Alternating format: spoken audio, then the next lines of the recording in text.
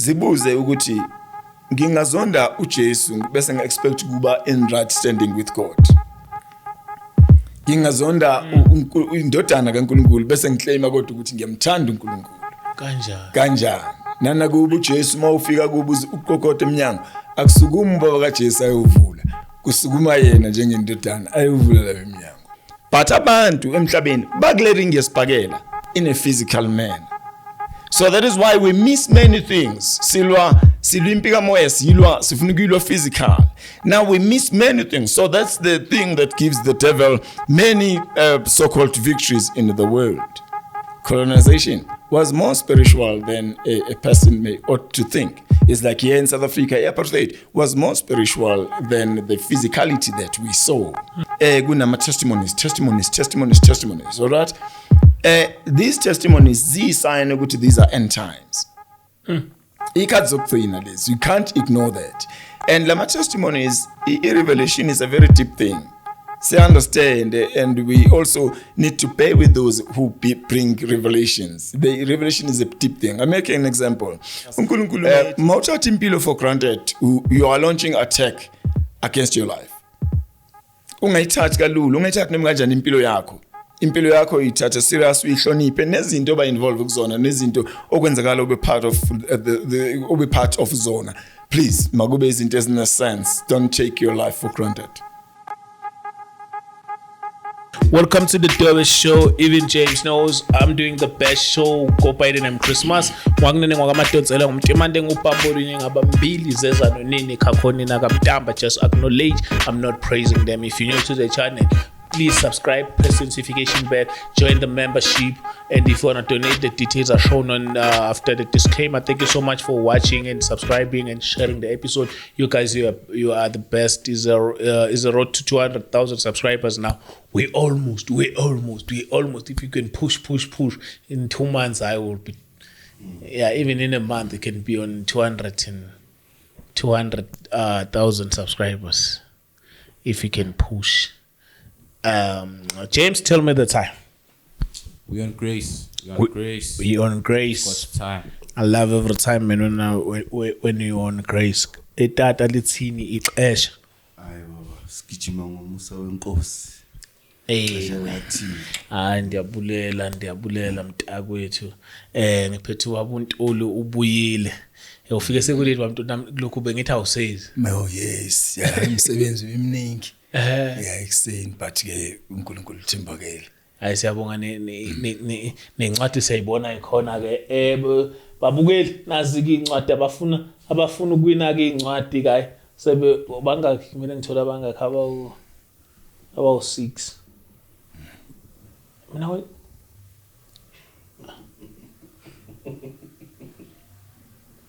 so 5 so nisabantu abawu5 bangwaTsaph bashaye Chris athi incwadi kodwa ubantu kade konje kade fonele kanti nje igama lakhe hlale ngifonela I'm not sure about the name but bebhale uTrue Caller bebhale Andile Zuma Zuma seyikhona incwadi yakhe kumele ngomfakele ephepha kuni na ifoni so bamuntu incwadi sezi available. Yes, yeah, printiwe manje. Yeah, everything is ready and nami ngibingelele emakhaya. Ngigama lika Jesu. Incwadi is ready. We thank God so much sebonga nakubabukeli emakhaya support engaka. Cela uphinde usho nje ama number akho usaqala. Oh yes, is 071 588 670. Mawufuna incwadi uyafona uya WhatsApp. Mawufuna incwadi uyafona uya WhatsApp. Kuba lula kakhulu kwi WhatsApp. The same number 071 588 670. Okay bafethu nizwele ke babukele emakhaya uma ufuna incwadi uya WhatsApp leyo number then uthola prize bese uyakhuluma nabantu nibone ukuthi uyithola kanjani. Kubalekile ukuthi uyithole incwadi ngoba igcineni isiza imali yakho iphinde isiza izingane isiza abantu singasho ukuthi abantu abaswele then bayithatha leyo mali bayosiza lapho so kubalekile kakhulu ukuthenga kwakhona incwadi kufana nokunikela so siyacela kakhulu ukuthi abantu mabayithekekele incwadi kuze abanye abantu bezolala bedlile besizakala kube khona la abantu abasizakala khona bawuntuli thina umlayezo wanamhlanje hey yes no siyabonga kakhulu gentleman ngomsebenzi omuhle kangaka I got the message namhlanje and the portion of what was left last time but before singena lapho kunemibuzo ababukeli yes abangibuze yona eminye imibuzo ebuzwayo nje kaningi emhlabeni and we thank God so much and akukho lula kumina ngivele ngidlule nje thank you so much incwadi ithengwe ngendlela isimanga siyabonga kakhulu emakhaya siyabonga mkhulu umsebenzeni wenzayo thank you so much and then thank you again Mr. Chris and the crew ukuthi niphinde futhi ningikezele lithuba ukuthi ngibe in your studio it's a big blessing to me yes now there's a few questions amanye ama question please nalapha emakhaya ngicela ukuwaphendula ngama question amanye okay njenge question ethi kukhona uNkulunkulu abantu bangaya iNkulunkulu ngendlela zabo ayifuna uyibona and we have met people about no zikhona nezinye indlela nathi indlela zethu lezi senza ngazo and all that so leyo question leyo I will answer that question with another question ikuphi la even noma siye anywhere nje even in town nasema shop nasema wherever siyokwenza ama groceries and everything awukwazi ukuthi ufike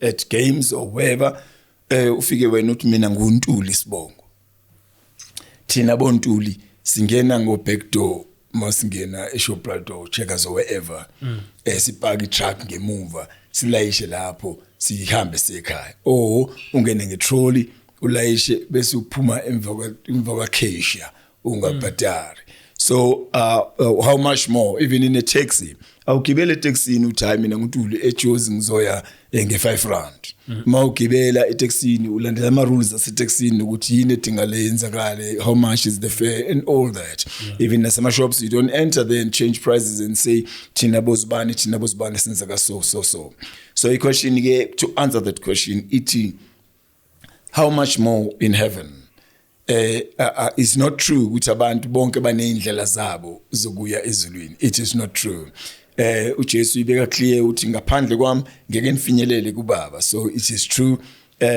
as much as nakwezinye indawo singenze ngendlela efunwa yithina now manje ngila e-studio I don't do whatever I must listen I must follow the procedure I cannot point any other chair ukuthi ngifuna ukuyohlala lapha namhlanje Mr. Chris and all that so that's the answer for question number 1 question number 2 now it will be answered with another question yokuthi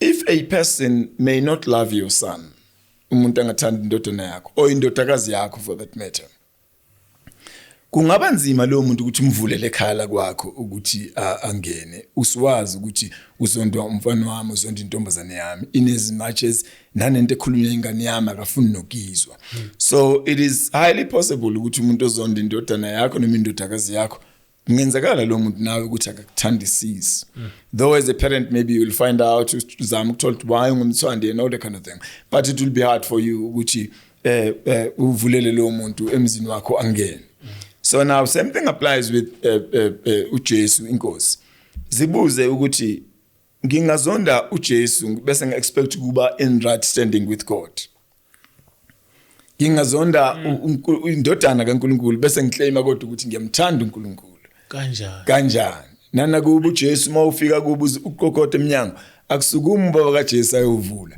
kusukuma yena njengendodana ayovula la eminyango and it's very impossible so please singamzondi uNkulunkulu singamzondi uJesu esifele and if umuntu ezonda indodana yakho noma indodakazi yakho ungaba nepeace nalowo muntu so it's same thing applies with God let's have peace nje with God and understand that he loves us and then we need to love God la usunga-understand khona you are free to ask questions now those are any other question be like engimangazile khona question ethi uChris nawe ni family no I'm not a family no Mr. Chris Yes, but we are you family? No, I'm not. We are family in the Lord. Yes, exactly. He's my son. Yes, yeah. He's my son.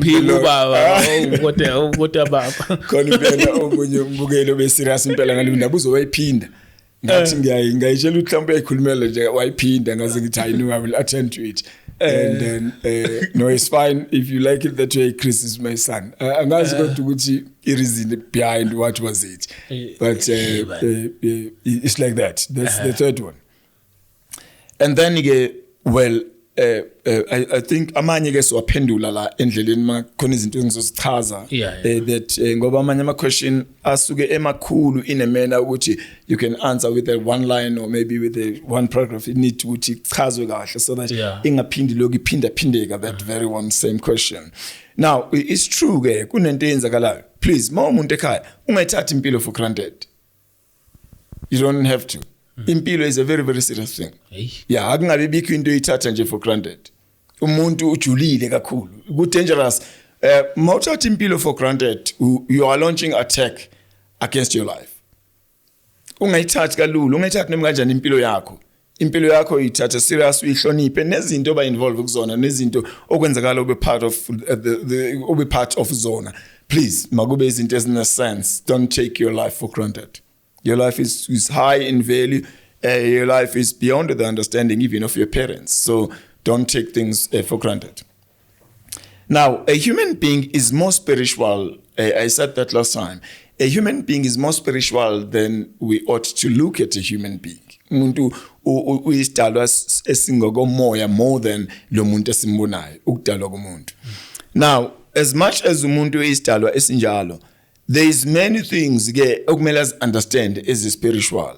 Ungabi bored when it is spoken isn't as spiritual. They are very important for a human being. For the fact that uNkulunkulu mayimdala umuntu uthi asimenze ngomfanekiso wakhe, uNkulunkulu is spirit. So umuntu, most portion of a person is spiritual. Yes. Now, last time we touched on a number of things. But naye enye kumele ibe clear. Usathana mayixoshwe ezulwini namademon. Usathana eclaim ukufuna ukubonga uNkulunkulu. Mabexoshwe ezulwini lithi iBhayibheli bahluthwa amandla. Enye yezinto eyenzeka kubona mabehluthwa amandla, they came down on earth naked. That's the devil and the demons. Amademon anqunu abaqokile. Now that is why abakwazi ukuphila by themselves. Mayengena kubantu afuna icovering amademon. Hayi ukuthi amademoni hayi ukuthi kufana noSathane lithi iBhayibheli uzoba uzulane akumnandi nje beleke enze up and down. It's a judgment. It's a hard thing here noSathane. Nakuona amademoni awakwazi. Remember Jesus at a certain time uhlangana no bayewela to the other side bafika endaweni ekuthiwa iseKenesarate. Mabefika lapho kokhona indoda ehlala emathuneni eyibanjwa amademoni and all that kind of thing. UJesu uyayithandazela le ndoda. Utshela lamademoni Jesu uthi awaphume kule ndoda. Amademoni athi kuJesu, manje masiphuma kulo mzimba sizoyapha ekhala amademoni. Amademoni akukho mnandi. Awekho akuyona icomfort yawo ukuzulazula emoyeni. It's trauma to the evil spirits. And amademoni anqunu abaqokile ayafuna nawo ukuba ne covering. That is why Jesus lithi iBhayibheli okwakukhona umhlambi weingulube, then uJesu wathumela laphana emhlambini weingulube and all the kind of thing. So umuntu kwemali ngena kuyena idemoni lifuna ukwenza isign ngalo muntu ukuthi lo imina engi in charge. Ngendlela ama evil spirits amzonda ngokhona umuntu abakhona ukumthanda. So now mawubona umuntu engaqoki noma engaqokile, hayi ukuthi soyikuyichoisela umuntu, but the evil spirits ezihlezi kuyena zifuna ukudemonstrate ukuthi thina si in charge la. So hayi ukuthi is fashion ungaqoka, hayi ukuthi ungaqoka it's a blunder. Mhlawumbe makuthiwa abantu hayi ungakuvumela ungaqoka. No, it's important for you. The evil spirits, they are naked. They then clothe themselves with your body, but they want to show ukuthi zikuzonda kangakanani amademoni. Then they want to strip you. They want to give you their status. So it's very much important. So be very careful with such things. They're very, very dangerous. All the time, the things that are taking place in you, they're very, very serious. Don't take things for granted. Be it ulele noma uvukile, the things that you do not take things for granted. Now, let us then go straight to the book of Genesis. There's many things that has been spoken about the book of Genesis. Even before we go there, kunalendaba ye revelation, right? Siyabona all over the world. Sorry, all over the world. Kunama testimonies, all right? These testimonies sign ukuthi these are end times. Ikhathi zokugcina lezi, you can't ignore that. And lama testimonies, revelation is a very deep thing. So understand, and we also need to bear with those who bring revelations. The revelation is a deep thing. I'm making an example. uNkulunkulu mayethi ku Isaiah hamba ubatshela ukuthi ivirgin lizozala indodana. It was way ahead of ingqondo kaIsaiah. Wayeloko afika emhlabeni uIsaiah wayengakaze abone ivirgin lizala indodana. And Isaiah ngokunderstand ukuthi lento ikhulunywa uNkulunkulu, and I know God. Let me pass it as it is. A revelation is a very, very deep thing. And it is 1,000 years later ukuthi kubonakala ukuthi hayi man lento ekhulunywa Isaiah naye ngempela iyenzakala. Now, in the book of Genesis, as I've said ukuthi ezinye izinto ngizoyichaza zizophendula ama question amanye along lapha ku list. In the book of Genesis uNkulunkulu udala umuntu Adam and Eve, you know the story, and then bayona with chapter 3, and then lapha chapter 3 ku verse 13, 14, 15 uNkulunkulu khipha ama judgments lapha. Uthi wena nyoka uzohamba ngesisi impilo yakho yonke uqalekisiwe kuzona zonke ilwane emhlabeni and all that kind of thing. And then ku Adam ku Eva abesethi phakathi ku Adam noEva athi phakathi ngizofaka ubutha phakathi kwakho nowesifazane. Right? Besethi uNkulunkulu naphakathi kwenzalo yakho nenzalo yakhe owesifazane. Khuluma ngobani labantu? Inyoka nowesifazane. Dibawu-3 labantu bakhona. Adam khona, Eve ula nenyoka. uNkulunkulu ukhuluma nabo bobathathu. Usethi uNkulunkulu ngizofaka ubutha phakathi kwakho wena wesifazane nenyoka. Naphakathi kwenzalo yakho wena wesifazane nenzalo yenyoka. Bese uNkulunkulu inzalo yenyoka inzalo yenyoka izokuchoboza isithende senzalo yakho. Kodwa inzalo yakho izofahlaza ikhanda lenyoka. Kusho ukuthi i-defeat kaSathane is being declared, or rather the very first prophecy about ukuhlulwa kaSathane kuGenesis, in the book of Genesis. uNkulunkulu ekhuluma kuAdam noEva nayo inyoka. Ever since that time uSathane akaphindanga aba nepeace nomuntu wesifazane. But now nanye question ekhona. uNkulunkulu mayikhuluma laphana uthi phakathi kwenzalo yakho wesifazane nenzalo yenyoka. Owesifazane akanayo inzalo. Onenzalo wayikhona eceleni uAdam, umuntu wesilisa une seed ihleli kuyena kuma loins wakhe esizalweni sakhe. Umuntu wesifazane, that is why every end of the month kuba nalesi sikhathi somama and all that kind of thing. So umuntu wesifazane unamaqanda. Now but mayikhuluma la uNkulunkulu uthi phakathi kwenzalo yakho wena wesifazane nenzalo yenyoka. So sekuqala ukudida kancane engqondweni ukuthi hawu uNkulunkulu akakhombi ngani uAdam wakhomba uEva, whereas uEva akananzalo. So it makes one start to think now ukuthi yini what went wrong there and all that kind of thing. And then uNkulunkulu njengoba ekhuluma la ukhuluma kwi mistake noma kwisono inyoka ekhoze a human nature ukuthi iyenze. Kusho ukuthi la uNkulunkulu njengoba ekhuluma yile nkulumo la inkulumo affecta zonke izizwe zomhlaba. Hayi ukuthi kwakuyinkulumo yesizwe sithize, no, abantu bokuqala uAdam noEva. So bonke abantu emhlabeni le nkulumo la ensimini yaseEden iyaba involve. But uNkulunkulu ukhuluma into deep. Uthi uNkulunkulu ubutha ngizofaka. Usethi uNkulunkulu inzalo yakho wena wesifazane izohlafaza ikhanda lenyoka. And umuntu onenzalo uAdam umile la eceleni. Ayithinti indaba yenzalo yakhe. Remember ukuthi a man umuntu wesilisa njengoba sinaba nje Mr. Chris with the crew la okhalweni lethu kuhleza amantombazane wethu nabafana bethu abafile bayimbewe ephilayo. That is why bese kuthiwa later abantwana mabefika bese kuthiwa hey abakwaziyo noma ngabe kuthiwa usohamba emhlabeni bathi yo ufuzo liyadlulela uChris eyihlalele buka nokwenza kwakhe noma ehleli and all that. Why? Because nje bihlezi la inzalo kumuntu wesilisa iyaphila iyafunda ifana nabantu abahleze cottage iyafunda izinto ozenzayo nezinto ngendlela owenza ngayo. That is why bese bethi abantu ufuzo liyadlulela ngoba i latest version yakho will be worse than you. Now these things ke now i-question ke iba ukuthi manje uAdam ngoba ukhona why kungakhonjwa uAdam ukuthi inzalo kaAdam izohlafaza ikhanda lenyoka. Now makukhonjwa inzalo kaEva ngampela later, the very example that I've made, ngampela later uNkulunkulu uyavela kumprofeti uIsaiah uthi uNkulunkulu Isaiah batshela ukuthi ivirgin lizozala indodana. Iba inkinga futhi lento ukuthi ivirgin kanjani lingahlangana later in the Bible, in the book of Matthew, the Gospels, kufika ingelosi uGabriel ivele ezulwini.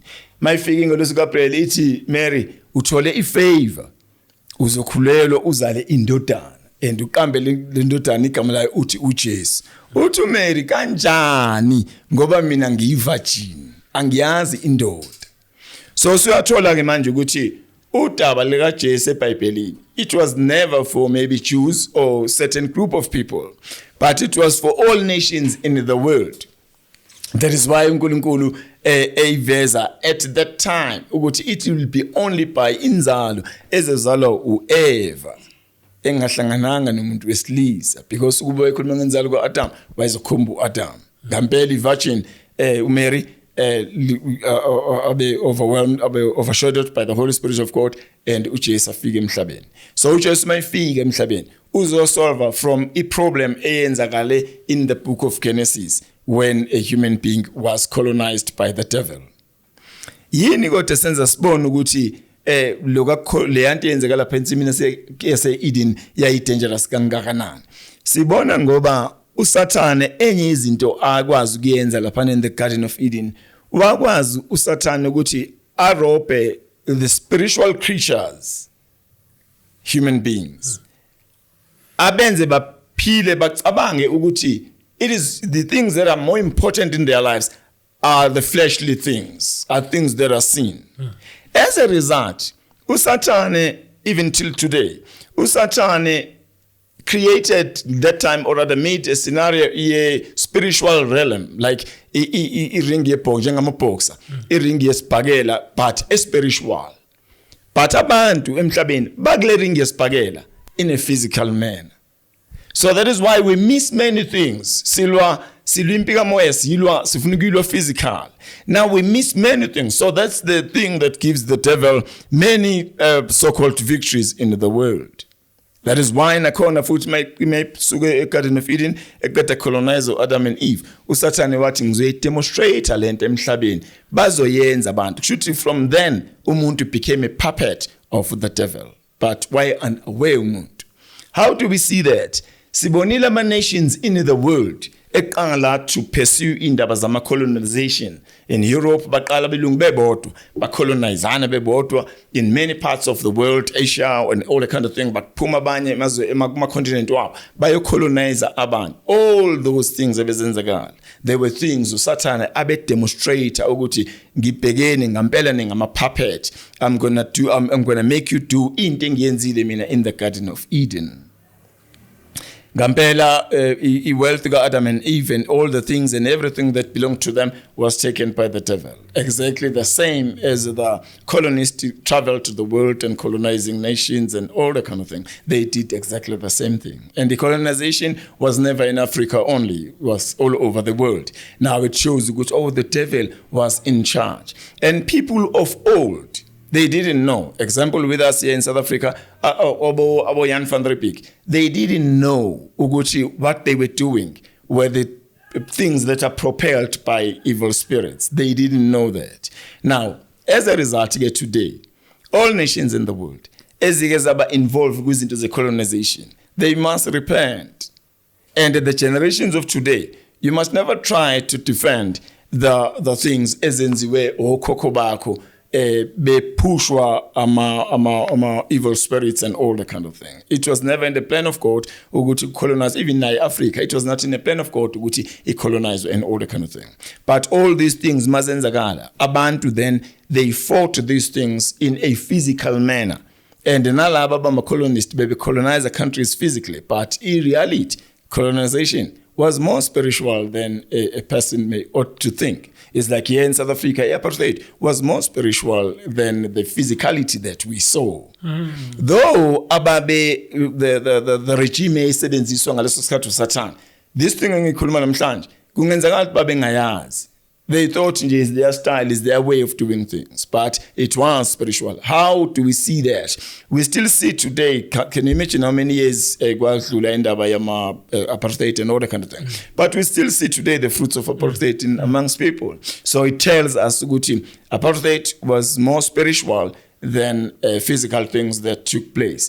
And for nations in the world to have their victory against the colonization that has taken place in different parts of the world, they must engage themselves in a spiritual connotations or spiritual ways of fighting against all those crimes, because kuyenzakala not in a bad manner. Politicians basukuma kuliwe ngempela kodwa le freedom abantu abayidinga igcina ingatholwanga, hayi la eSouth Africa kuphela, all over the world. In Nicaragua, there was same story. It was a revolution there. Many things took place. But now, so this tells now that true freedom, real freedom, comes through Christ. The real freedom. It comes through Christ because of Christianity. No, comes through Christ because it was announced in the Garden of Eden. Ukuthi inzalo yowesifazane engahlangananga nowesilisa will crush the head of the snake. So the true freedom, all people all over the world, if you really truly want that true freedom, right, from all the shackles of whatever that is taking place in your life, you must receive Christ. You must meet Christ. That's the solution. That's the way that the Lord has made. Now, in the book of Genesis again, later, uNkulunkulu yadala, on the 6th day yadala umuntu. On the 7th day, bese lithi iBhayibheli uNkulunkulu waphumula.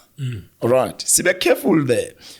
uNkulunkulu malithi iBhayibheli waphumula. uNkulunkulu waphumula on the 7th day. Umsebenzi wokudala.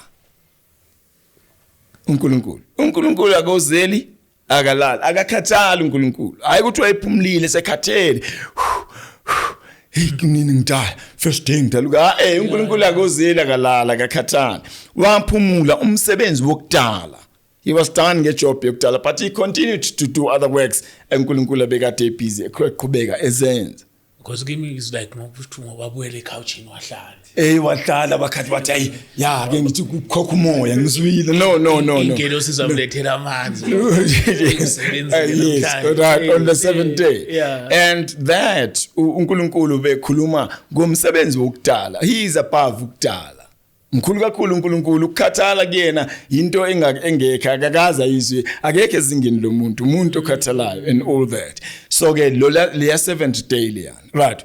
Leya 7th day leyana kodwa futhi siyibona eBhayibhelini iphinde iqhubeke, ngibe nama questions. There is why ngithi amanye ama question sizoba answer ngezinto ezizochazwa.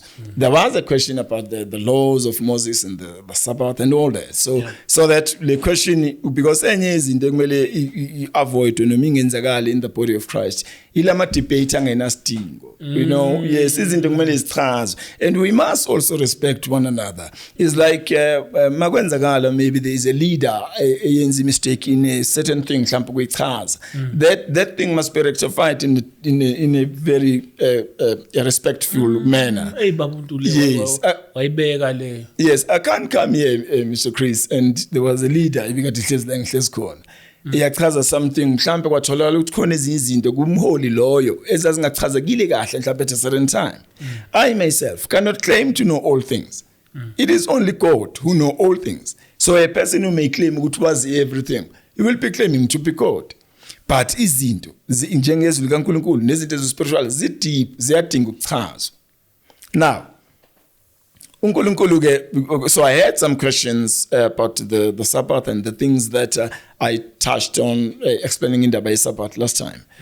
uNkulunkulu ke later uwehlisa uthumela uMoses ukuthi okay abantwana bakaIsrael eGibhithe and all that kind of thing. Before uNkulunkulu athumela uMoses, there is people uNkulunkulu abasebenzisile in the Bible before the uNkulunkulu akhulume noMoses, like for instance Enoch and Abraham. And both of those ababe more abasebenzise kakhulu uNkulunkulu. Both of those uNkulunkulu did not say kubona Abraham, for you to qualify to be my friend, keep the Sabbath. Akazange ash. But Abraham is a man who's known as a friend of God. So now we say it was not exactly about the Sabbath Abraham, but it was about ukukholwa iplan likaNkulunkulu in the life of Abraham. But let us continue. Lapha uNkulunkulu wehlisa ama-commandments noMoses bantwana baka-Israyeli. uNkulunkulu biza uMoses it was entabeni ahlala uMoses uNkulunkulu ahlala noMoses uNkulunkulu anikeza uMoses imithetho eyishumi ibhalwe my lord ibhalwe nge-handwriting le yokuqala lamatshe okuqala uMoses ehla nawo ayibhalwe nge-handwriting yasezulwini ayibhalwe uyena uNkulunkulu uqobo. Now sadly siyakhumbula ke story Moses mayifika ngendaba enga afa lamatshe buyakukhushuka entabeni mayisekhushukiswa kwesibili usethi uNkulunkulu bhala ke ndoda akhuluma uNkulunkulu. Now uyabhala uMoses ubehla na 10 commandments laphana entabeni. Now nayi into kumele si understand. uNkulunkulu before abiza uMoses uthi uNkulunkulu kuMoses in the book of Exodus sifunde khanga ngizobe ngisho nje ama chapter. Why do I say chapters mostly? Ngi-encourage abazalwane ukuthi bangaba abazalwane beverse kuphela because sometimes iverse you will quote out of context because each chapter uyifundanga. So it's important to read the whole chapter so that leli verse ofika kulona uzolisebenzisa ungaliquote out of context. uNkulunkulu uthi kuMoses in chapter 12 verse the book of Exodus uthi uNkulunkulu kuMoses Moses babuze labo ukuthi ngifuna ukubathesta before wathi babuze uthi uNkulunkulu ngifuna ukubathesta ngibone ukuthi bazogcina yini umthetho hamba kodwa babuze ukuthi mangabashayela umthetho bazogcina na. It was a test. Akasho uNkulunkulu kuMoses ukuthi ngizokwehlisa umthetho lo mthetho abawugcinayo bazoyezulwini. No. Umthetho like the origin of the laws that were brought. Now ungizwe kahle imithetho le uNkulunkulu ayinikeza uMoses are perfect. Umthetho all commandments are holy. Everything that comes from God is holy. Yes. So umthetho is holy, came from God. Is nothing wrong umthetho. But uNkulunkulu mayikhuluma first time ikhuluma noMoses ngomthetho in chapter 12 uthi uNkulunkulu ngifuna ukubathesta. It was a test ukuthi mangibashayela umthetho bazogcina na. Ngampela uMoses aye kubona afika abatshela uMoses ayi manje uNkulunkulu ubuzile ukuthi kanje lithi iBhayibheli abantwana bakaIsrayeli baphendula boastfully ngokusiqaja beshaya ifuba bathi Moses hamba umtshele bring it on sizowugcina wonke umthetho azosinikeza wona sizowushaya. Yet uNkulunkulu waye expect ukuthi bazothi hey Moses hamba uMoses uNkulunkulu eGibhithe sikhiphanga khona ulwandle olubomvu asiyivulelanga thina. Mazisi uNkulunkulu uthi it's true mangasishayela umthetho but siyamdinga ukuthi asisize ukuthi siwugcine. That was the answer that begathi expect uNkulunkulu. Sadly the Israelites but Moses mtshele awulethe sogcina wonke umthetho ozosinikeza wona and all that lize lithi iBhayibheli baphendula ngokuzigqaja bezishaya ifuba abantwana bakaIsrayeli. uMoses ubuyela uNkulunkulu uthi manje Lord ngibabuzile uthi uNkulunkulu hayi bengikhona Moses ngibazwile. And then few chapters after that uNkulunkulu ubiza uMoses imbizela entabeni umnikeza 10 commandments. Ethi uMoses nale mithetho mayifika la phansi uMoses imithetho abazise babone this and that. Kulezi incwadi zokuqala zeBhayibheli up to incwadi kaDuteronomy uNkulunkulu wasebenzisa uMoses ukuthi ayibhale lezi incwadi. Kulezi incwadi yenu Exodus Leviticus neNumbers lezi incwadi uNkulunkulu uqhubekile wabanikeza eminye imithetho abantwana bakaIsrayeli. Imithetho yonke siphelele from these 5 books esifale uMoses. Inamba yayo imithetho was 613 imithetho. Le ewu10 were big laws under ukuthi ungabulali. There's been many small laws there. Isibalwa yonke imithetho is 613. Is an umbrella then kunama. Yes, imithetho ungabulali, ungatshontshi, ungahaheni impahla kamakhelwane wakho ngaphansi kwalo kunemithetho babenana umthetho abantwana bakaIsrael wokulala ukuthi indoda mayelele ifuneka ilale kaso. And then uzogcina kanjani lo mthetho ngoba ubusuku phela molelo uyaphaphama unyakaza ungaziboni na uthwenyakaza and all that. There had many laws, many sacrifices were there in that law and many offerings that they had to do kule yamithetho. That is why lezi incwadi ezi5 zeBhayibheli kuthiwa incwadi zomthetho. As fast forward take it to time. Uyafika kuJesu uthi uJesu alright engakafika uJesu in the book of Psalms 95 at a certain time uthi uNkulunkulu uyazi ukuthini abantwana bakhe babengenzi kahle usethi uNkulunkulu out of my anger ngize ngafunga ukuthi ngeke nikuthola ukuphumula kwami ngeke you won't find my rest yet isuku leke-7 le Sabbath to usuku lokuphumula but uNkulunkulu in the Bible has told to them ukuthi ngeke abasoze bakuthola ukuphumula abantwana bakaIsrael and people were keeping the law. Sorry. Now when Jesus came uJesu ukhuluma isimanga uthi uJesu hayi lalelani la omunye umbuzo ke lo manje sibe very careful lenguphendula manje uthi uJesu lalelani la angizange ukuzochitha imithetho neziprofeti ngizoyigcwalisa kusho uJesu angizange ngizochitha imithetho neziprofeti lezi zinto ngizozigcwalisa uthini uJesu lapho siyahlangana nabantu abaningi when they talk about that verse those verses bathi hayi kufanele senze amasiko ethu uJesu akashongo ukuthi uzobhidliza uzogcwalisa asizange understand ukuthi uJesu ubethini nayi reality ukuthi uJesu ubethini uJesu methi angizange ukuzochitha imithetho nabaprofeti ngizogcwalisa and akashongo uJesu ukuthi angizange ukuzochitha amasiko nokuhlaba kwenu and all that akashongo kanjalo silifunde ekhaya lelo verse lelo in the book of Matthew chapter 5 earlier uJesu engakasho ukuthi angizange ukuzochitha uthi uJesu obuke umuntu wesifazane wacabanga wamkhanuka usephingile hey kulo chapter uJesu usho njalo uthi uJesu okhakhele obuke umuntu wacabanga umbulala usembulele athi amaJuda yo ngeke nabantu namhlanje makushonela ngalomo verse bathi uJesu wasifasa isitolopho and all the kind of thing no uJesu engafasa isitolopho uJesu was revealing to people ukuthi lo mthetho lo ngeke nukhone nidinga ukusizwa you need help ngeke uthi uJesu uMoses kwakuthiwe ungaphingi mina ngithi make wabuka umuntu wesifazane wacabanga noma wakhakhela ukulala naye usuphingile already it became very impossible it was a revelation to the Jews nabantu abaphila ngalesikhathi ukuthi no ulomthetho sidinga ukusizwa ukuthi siwugcine sethi kuJesu ayangizange hayi kodwa kuzochitha umthetho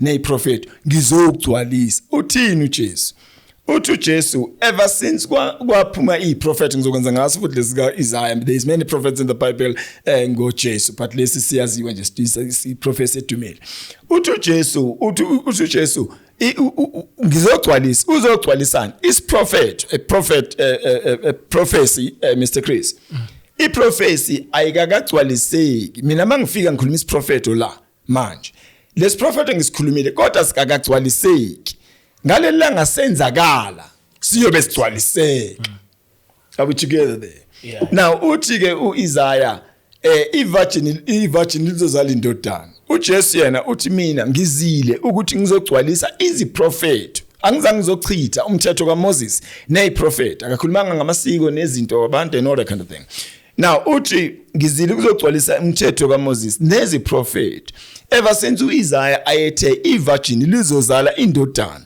alikho ivirgin emhlabeni elayeleke lazala indodana uJesu mayizalwa uMary uJesu wagcwalisa isiprofeto esaprofetwa uIsaiah about plus 1000 years before kufike uJesu so that's the meaning of those verses angizange ngizochitha ngizogcwalisa umthetho neziprofeto some of the prophecy Zachariah uthi bhekani madodakazi aseJerusalem inkosi yeni izongena izofika igibele ithole lembongolo ngalesa sikhathi uJesu eyongena eJerusalem wayigibele ithole lembongolo uJesu wayesaqhubeka egcwalisa iziprofeto ezazingakenzakali sisahamsana Mr Chris yes hamsana praise the Lord and I believe nasemakhaya sisahamsana now uJesu ke uthi ngangizange ngizochitha iprofeto nomthetho kaMoses ngiyogcwalisa uJesu le 613 laws uJesu wayishaya yonke wangaphula noyi1 uJesu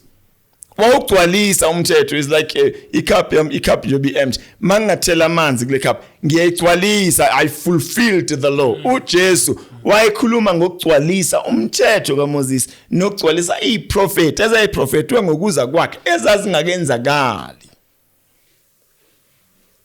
so leyo question ivelile kakhulu emakhaya bathi manje sihlukaniselwana namasiko ethu nezinto zethu ezenzayo. uJesu wathi akazange ukuzochitha uzogcwalisa. Yes, ushilo uJesu, but sibe careful silifunda iBhayibheli ekhaya.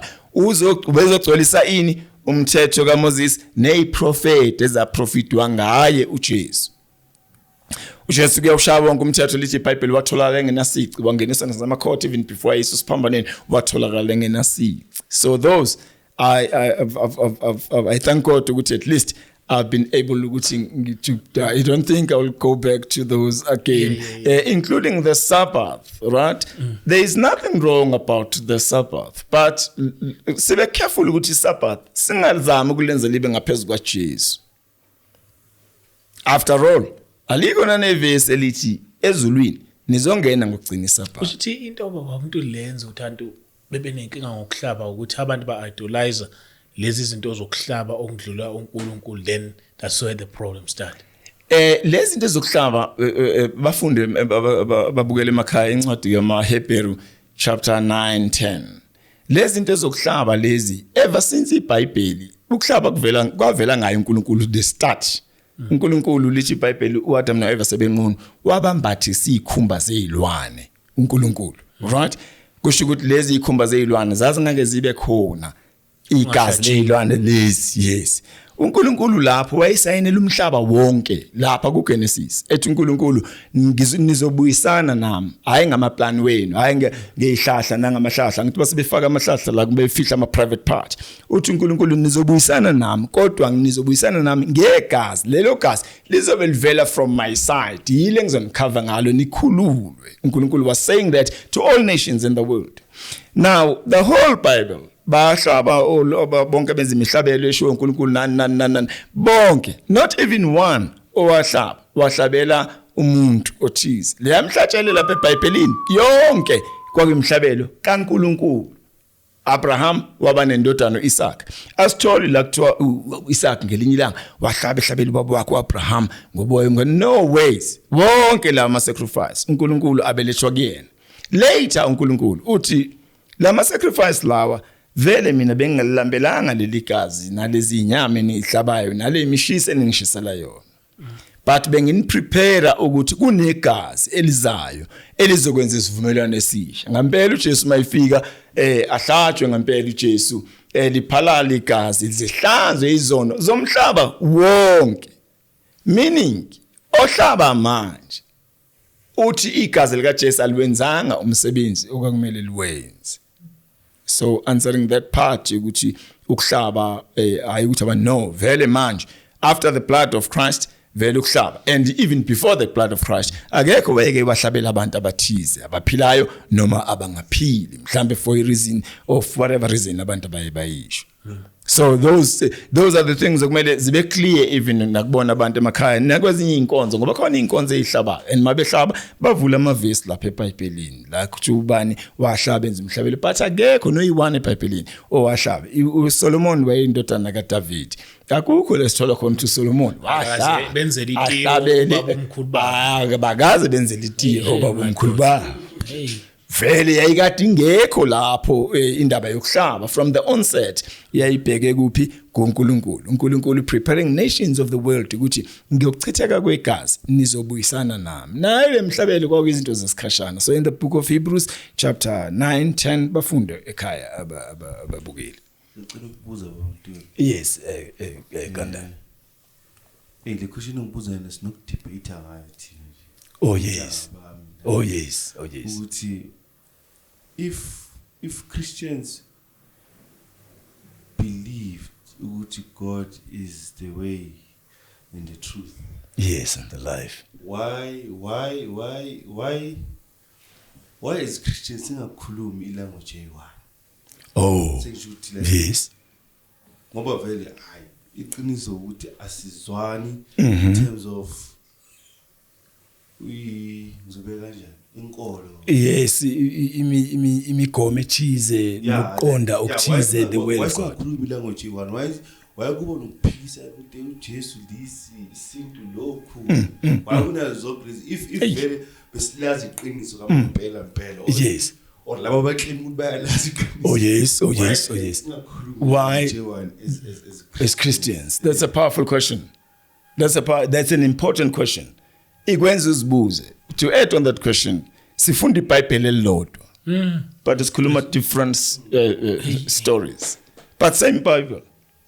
And kwesinye isikhathi wes size debate ingakho eqaleni ngeke ngathi lento ayiphele nje ebandleni at least mhlambe ngoba it is against the will of God to debate the things of God. Izinto zikaNkulunkulu lithi iBhayibheli ibani nomoya wokufundiseka azichazwe izinto than ukudebate because ku debate kuzoba khona iwinner neloser and akukho mnandi competition. There's a competition now, yes. Now to answer that question Kanda is the very thing yokuchazwa kwezinto, the understanding. Bheka nje manje the law that was brought by God. And later iBhayibheli lithi in the book of James chapter 2 lithi iBhayibheli waphula wodwa kulomthetho usuyiphule yonke. So noma ungaligcina isabatha but leminye imithetho mayiphulile usuyiphule yonke nalo isabatha usuliphulile. Now why singakhuluma ulimo lodwa yet sonke sithi sama Christians? Christianity noma ukuba umKristu we must first understand where is it coming from. Ukuthi singama Kristu the same prophet Isaiah uthi uMessiah uNkulunkulu utshela Isaiah batshela uthi uMessiah will come. And then usiyasho kuIsaiah uthi Messiah will come and then this and this and this he will do. And then that's Hebrew igama lithi Messiah. Leli gama mal translated to Greek leli lithi Messiah lithi Christos. Now iLatin langaba na translation ngokulekho kwamagama then lavele lakhipha OS lo sekugcineni leli gama lasala lathi Christ. But leli gama from Messiah lichaza ukuthini? Lichaza ukuthi ogcotshiwe the anointed one. So now abazalwane ke bonke noma abantu abakholiwe bonke emhlabeni the reason why bangakhuluma ulimo lodwa azange sithole ithuba lokuchazelwa kahle imibhalo ngendlela imibhalo eyiyona. We met people most of us even those abathi mhlambe kuratu khonza ngosuku oluthize kuratu khonza ngoluthize they never had a chance ukuthi balifunda iBhayibheli before they took a decision to become Christians. But bangena emsebenzini kaNkulunkulu noma kuChristianity already with certain things that were taught to them. Some of those things Mr. Kanda zazingezona izinto ababezifundile eBhayibhelini abanye balabo abakhuluma ngazo. But kwakuyizinto abazizwa zikhulunywa. Asenze example ngaleli verse engikade khuluma ngalo in the book of Matthew chapter 5. Uthi uJesu angizange kuzochitha ngizogcwalisa. But kudumile emhlabeni ukuthi uJesu wathi akazange uzochitha amasiko ethu nabaneni nje basihlabela abantu abangasekho akazange uzochitha uzogcwalisa kusho ukuthi funeka sithandaze before sihlabe. So usuyabona manje nje basesikhuluma manje ukuthi hayi man leli verse masuhlala phansi wena ulifunda uyabona ukuthi hayi lento ekhulunywa lapha emgaqweni akuyona lento ebhalwe kuleli verse. uNkulunkulu lapho uJesu labana khuluma ngani ngeyiprofeto nangomthetho kaMoses. So the reason why sikhuluma is engafani asichaziwe kahle izinto to many people and abantu abaningi they well not in a bad manner but singakuvumeli lokho abafuna ukulifunda iBhayibheli nama belifunda babheka into efunwa yibona. It is more this must be understood. Life yomuntu emhlabeni is not about your life. It is more about the purpose of God about your life or in your life. Why uNkulunkulu ekulethile emhlabeni. That's very important than what you want to see happening in your life. So that's the reason why abakholiwe bekhuluma different languages azange zichazwe kahle izinto to many of them. It is an example ngedelula nje. Kunendoda yafika kuJesu ebusuku ukuthiwa uNicodemus.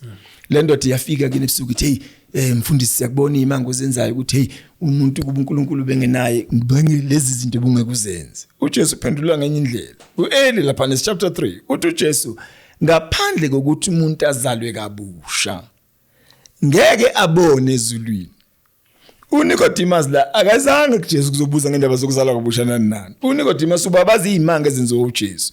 And in a normal manner uJesu expecteke ukuthi athi haya ukaboni lutho Nicodemus ngisazovusa nabafile ngisazokhipha ukudla la ngibanikeza ukudla from my hands namafish nani. Kulindeleke lo ngoba ieli phela le chapter it's chapter 3 so uJesu imanga eziningi akakazenzi lapha. Nicodemus mayifika uthi uJesu kuNicodemus ngaphandle kokuthi umuntu azalwe kabusha ngeke abone umbuso wezulu. Athi Nicodemus kanjani sengimdala and mind you uNicodemus njengoba efika la kuJesu uyalazi lonke izwi likaNkulunkulu. Nicodemus is like a bishop of bishops njengoba efika la lithi iBhayibheli wayesikhulu sabaJuda lo uNicodemus.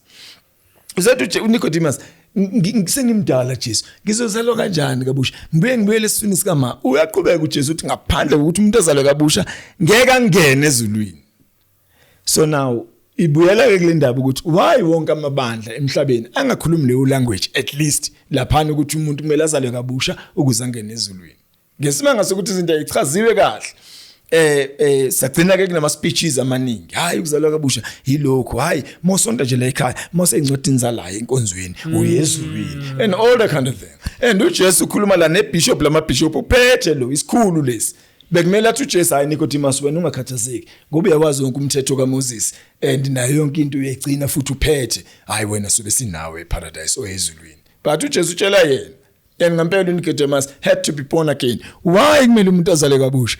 Umuntu mayezala uzalelwe esonweni, wazalelwe esibayeni sikaSathane. Now umuntu kumele akhishwe laphana ngoJesu kuphela azalwe kabusha. Lokho kuzalwa kabusha komuntu. So it's important for all people in the world. No hayi ukuthi ngoba nake ejoin kuba umKristu noma efuna ukuba iChristian. No, wonke umuntu kumele akhishwe eplaneni likaSathane afake eplaneni kaNkulunkulu. Now there's izinto ngokuthi azichazwanga kahle. Ingakho ke sithola amabandla khuluma many different stories and many different gospels and all that. And that is isikhathi sesifikile uJesu uyabuya masinyane. Those things they must come to an end. You know, I say this Ganda in answering your question with respect even to other leaders, even believers at home. You know, and we thank God so much ukuthi there is also khona abanye abazalwana baye bangifonela bathi hey baba siyabonga incazelo yeSabbath sesikhululiwe. Now uJesu ke naye sisimanga senza uthi uJesu njoba ngifikile nina nonke nithwele imithwalo wozani kimi nizothola ukuphumula the rest. So the true rest is in Christ. The true rest ayikho in the Sabbath. And uNkulunkulu on that 7th day ayikuthi wayikhathele akakhathali akozeli akalala uNkulunkulu. Yes, so these things akumelanga zikhulunywe in a bad manner, kumele zichazwe so that sizokwazi ukuyi understand. And umuntu or a person who hates knowledge hate themselves, and people who hate wisdom they hate God, because Jesus Christ is the wisdom of God. So there's izinto zisemqoka. So this is, I believe ukuthi kulama topics la on my side, by the grace of God, ngiyenzile mercy. I don't think I will again answer to wonke lama question abebuziwe in line with that. And akubona is not my thoughts, or I would maybe wisdom kabamtula. I know it's the word of God. That's the word of God. All the answers that I've given, they are in the word of God, and they all got to do with the word of God. Now, Mastsinan, I believe that you answered Ganda in that question. Oh, praise the Lord. Praise the Lord. Now, last time we Mastinana, Mr. Chris, looking at time, but last time Mastinana, I was the Lord was showing me the third heaven.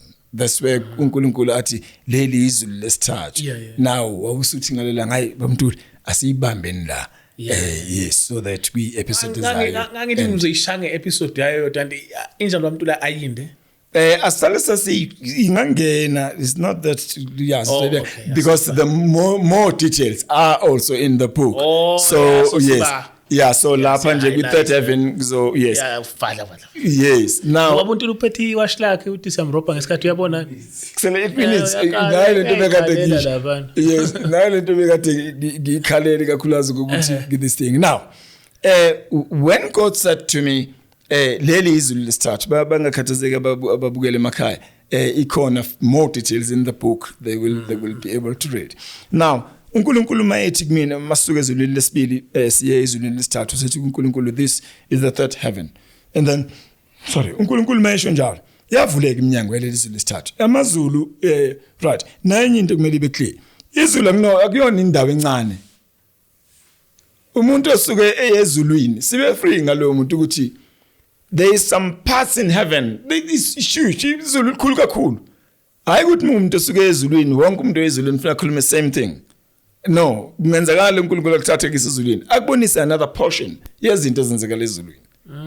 Izulu likhulu kakhulu. So abantu othi noma bebe na mind count odaba babona izinto ezingafani because kuyenzakala. Ngeke ubone lonke uzobona nawe some le uNkulunkulu decide ukuthi uzoyishare la emhlabeni. Yiyo lezo kubonisa yona. But it is true kona ukuthi kumele awulisenje kubazalwane emakhaya please silithande izwi likaNkulunkulu noma siwalalela ama testimonies and all that but senze sure ukuthi in the word of God siba clear silithande silifunde so that sizokwazi ukuthi sibalancise kahle zonke izinto. Yes. Now when the third heaven iminyango yakhona mayivuleka amanye amazulu iminyango yakhona yavuleka kanje that time when God took me yayivuleka sideways amanye ivuleke so. Right? Yes. The third heaven. Mighty uNkulunkulu, this is the third heaven. Yavuleka ngempela iminyango yezulu lesithathu. Ngathi mangibheka phakathi ezulu lesithathu. Igama elithi kuhle ezulwini lincane. Ezulwini, I don't know if I've said this before. Ezulwini i-white, makuthiwa white ezulwini. Mawuse ibona i-white ezulwini, uyabona ukuthi i-white emhlabeni ayikho. Very weak this one. They're very very. Yabo white sinawo labo kudlala. There's crystal white la emhlabeni. Ayi ezulwini makuthiwa white is like gold. Ezulwini makuthiwa gold. Le ila ubona khona mawubuya ukuthi abantu lento is crazy ngayo sithi gold la emhlabeni is not gold. I-gold yamempela ile ufike uyibone mafika ezulwini. Now izulu lesithathu kemalivuleka. Into eyisimanga yenzakala. Malivuleka izulu lesithathu mangibheka phakathi. I saw a man that I've seen before.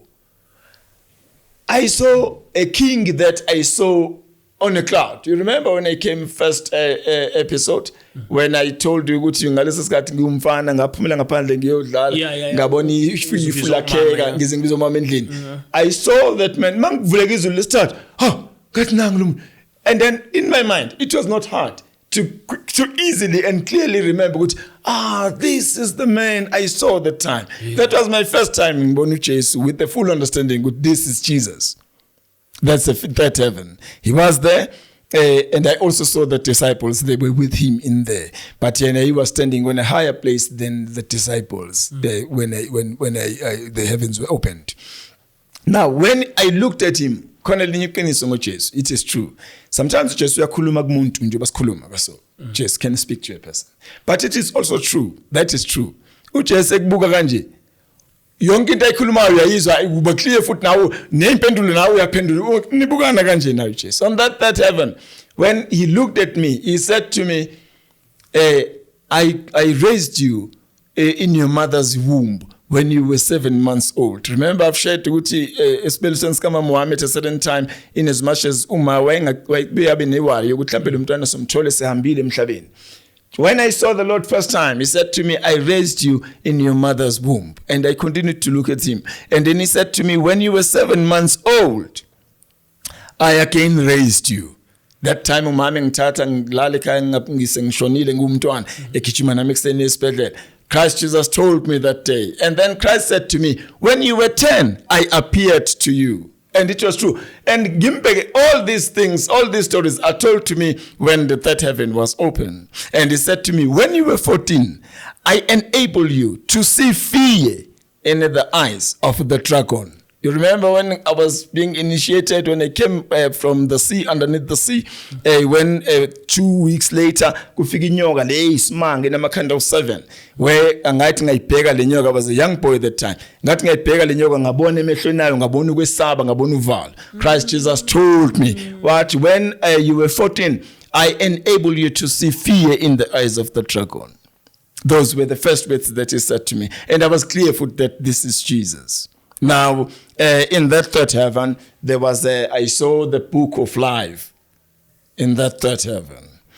I'm not saying Guti Book of Life stays in the third heaven. Another person may be in another heaven, and the Book of Life may be shown. It's a decision of God. But when I was there, I've shared on the book about that Book of Life. I was shown that Book of Life in a golden stand, and it was opened when the third heaven was shown to me, and I saw that Book of Life. Now, when I saw that Book of Life, it was made clear to me, Guti, that's the book that got decisions about names and the people who will be coming to heaven and all the kind of thing. It was very, very clear to me. And then now that heaven, the things that are shown inside there, the things that were shown to me, all of them are shared in the book. Now, laba bazofunda incwadi ekhaya noma ngengisho chapter but bazofunda babona. Kune chapter laphana encwadini la engihlangane khona uNkulunkulu, the angel of the Lord appeared to me and then sent me to a certain church long time. So I went to the church, so I was getting lost, and then appeared as a young girl, owang director to the owang bonisa, by the way, that church. And then I was so very much blessed, and ngafuna yonke imali enganginayo emaphaketheni uthi ngiphe lo mntwana lo owayengisizile ukuthi ngibone le nkonzo engangithunywe kuyona. So all that is in the book. Now ngamnika lo mntwana wajabula kwadlula isikhathi esincane ngathi ngiyembheka ngangabe ngisambona kodwa ngoba iselokishini ngayithetha umntwana udisappear nje uyodlala nabanye abantwana. And then later God told me that was the angel of God. Yeah, so I've met the angel of God in the form of a young girl here at Sprite, and then she directed me. So but after a number of years, God revealed to me that was my angel that was sent to you to direct you, to show you the church. So that is all in the book, and the further things in Asboniso and the third heaven are all in the book. Now after that heaven was open, and then I was then taken. Now ngalesikhathi uNkulunkulu engithatha ebusuku sahamba kwaku early, very very early. It was even before 9 because ngangikade kulala. And then when God finished showing me the portion of heavens that he showed me, and he said to me, ungakhathazeki, uyabuya la uzobona the rest of the heavens. Awavulwanga wonke ngalela langa ngifikile. But he said to me, ungakhathazeki, you'll come back here. And then there, Mr. Chris, I was folded in layers and layers of glory, and I was sent back. And that was like a submarine. The quickness that was in that thing.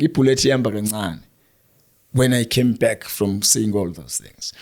Now I arrived in my place in Tambama about past 5 in the afternoon, about past 4 to 5 in the afternoon. And then I came back the following day in the afternoon to my place. And then it was very, very hard for me. At this part, the rest of what is in the book, they will read at home, the books.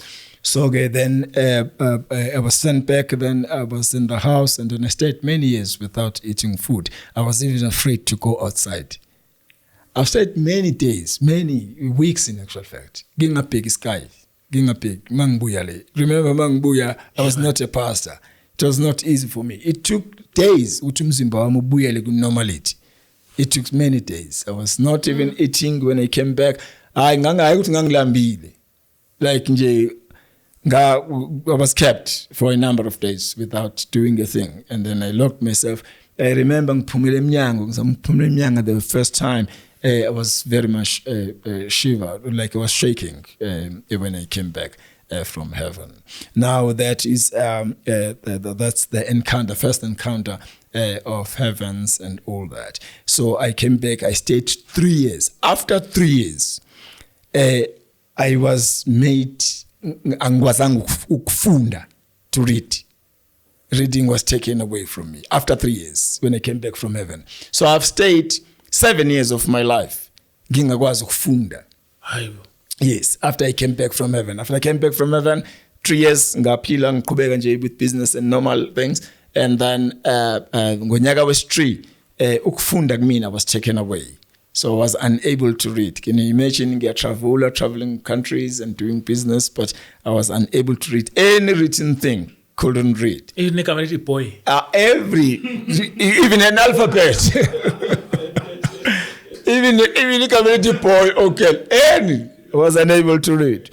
And then I consulted many doctors. Remember, I was a businessman. So I went to specialists. I went to many doctors to try, and they will test me. They will give me prescriptions. I will go there. Nothing.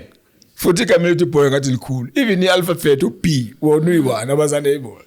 Now I stayed ke into emangazayo ke kuleya 7 years ama numbers ngangikwazi ukuwafunda, but written things, anything that got to be written, I was unable to read. So that's 7 years. So I lived together that 7 years, and many things took place in those 7 years. And in those 7 years, towards the end of those 7 years, I was traveling the countries in the world with business. So I've nailed in many countries in the world, and yes, during the 7 years. So that is why being see go through to time. Sirapele encounter heavens, so that maybe next time I'll be sharing the things that took place in the 7 years, and I will also share the paradise. Inokuthi kwabuya kanjani ukufunda. Yes, it was after 7 years, and then it became a miracle. That is why it's like I knew ukuthi sizoqeda la mayiqala episode ngithe singathathi izinto for granted. Ungathathi izinto, your life, don't take your life for granted. Ungafuni futhi ukuthi life yakho kungena izinto ezingena sidinga ukuthi zingene life yakho. Be very much careful with your life. So now I stayed together with 7 years. I was ngangiphila Mr. Chris. Kwathi ngonyaka second, third year, I accepted it. Ngaqala ngadumisa uNkulunkulu ngathi inkosi ngiyabonga. Ngakwazi ukufunda, ngangikwazi ukufunda, and and wangigcina, and I studied, and so ngaqala ngambonga uNkulunkulu and all that. I never thought I'll be able to read again, let alone to even write a book of this size. So now uNkulunkulu, after the 7 years, and then he brought back ukufunda kumina and all that. So I will share those, and then I'll share also Paradise in Paradise is also in the book. When I was in Paradise, you also went to Paradise. I went to Paradise. When I was in Paradise, I saw men. Ngabona abantu abaphila emhlabeni, very famous, powerful men. I can give, well, I don't know, but names are in the book. Names of the men that I saw in Paradise. In Paradise. I was taken there, and then yes, in Paradise, yes, I will definitely. Famous men, powerful men. I find there they were in Paradise. Yes, powerful men. Abaphila la emhlabeni. Paradise is a beautiful place, bro. Yo. Mr. Chris, amagama ukuyichaza wekho. Amagama iParadise akuyona lento sithi ayiyabo le iParadise. Masibona indawo ezinhle emhlabeni. Siyadlalela. Nathina sihlala emkhukhu nje we-country.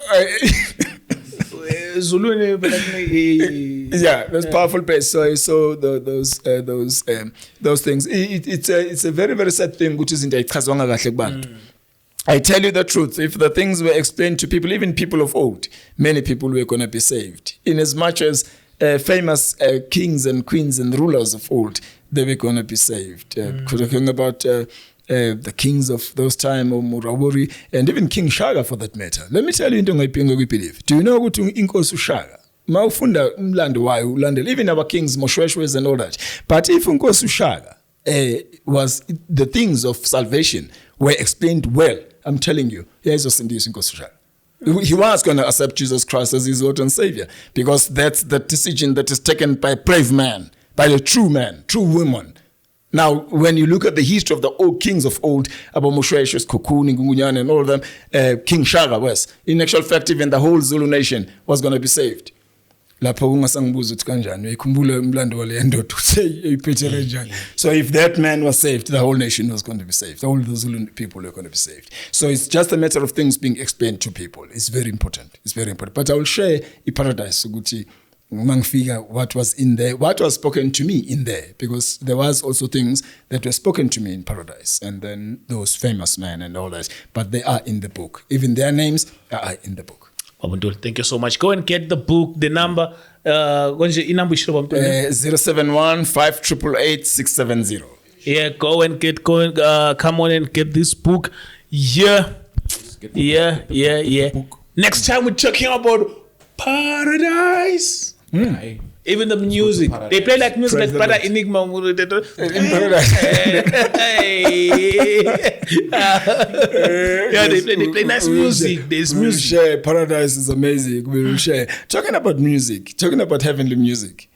heavenly music Mr Chris mhlazeni wawuzwa uyila uzokhona ukuthi kunemizwa kuwena ubukade ekhona kodwa ubungazi ukuthi khona awu yeah if manje kungena ingelosi la sicule manje I was coming from Echoza in town going to a spread mawukhona indawo bathi City Deep yeah ngiyabona City Deep kune slope then bese kuba khona I steep esikhona kuleso steep leso that is a few months ago when I was driving kuleso steep leso yonke imsinde eminye yathula and then I heard angels singing as I was driving on the steep. They started singing songs, heavenly songs, and I was clear. And I wanted even to pull the car outside. I was in tears. I was overjoyed. And then mawunyuka kuleso steep khona bus stop ekhona lapha ngathena la and I listened. So that is about 2 months, maybe 3 months ago.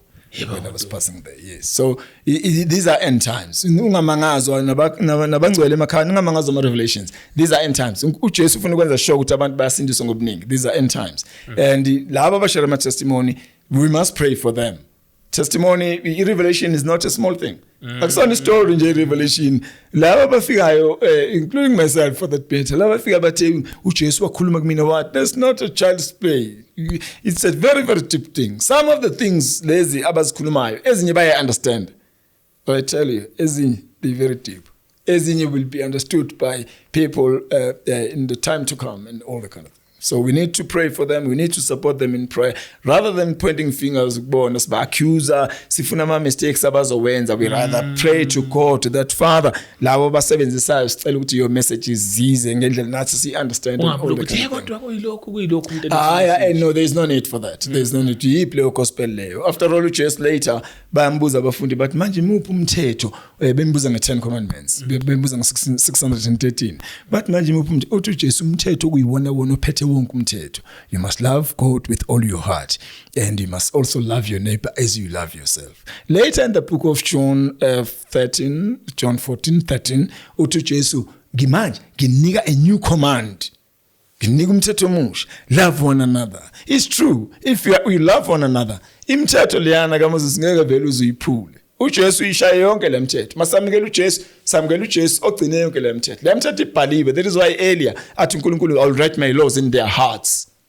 It is only through Jesus that the laws are written in our hearts. Thank you so much, Mr. Chris. Babuntuli siyabonga kakhulu. Yes. James. We are. Thank you.